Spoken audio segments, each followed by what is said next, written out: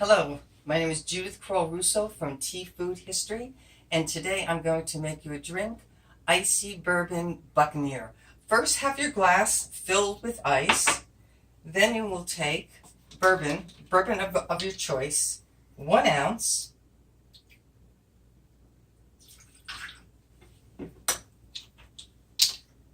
an ounce and a half of SerendipiTea's Buccaneer, which is a black tea with chocolate and coconut.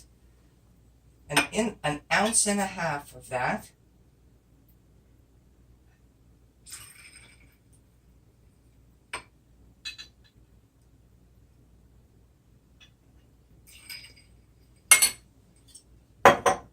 And 1 ounce of cream soda.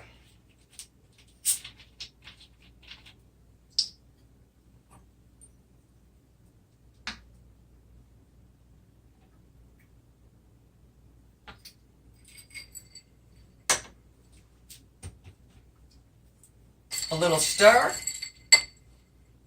Enjoy. Cheers.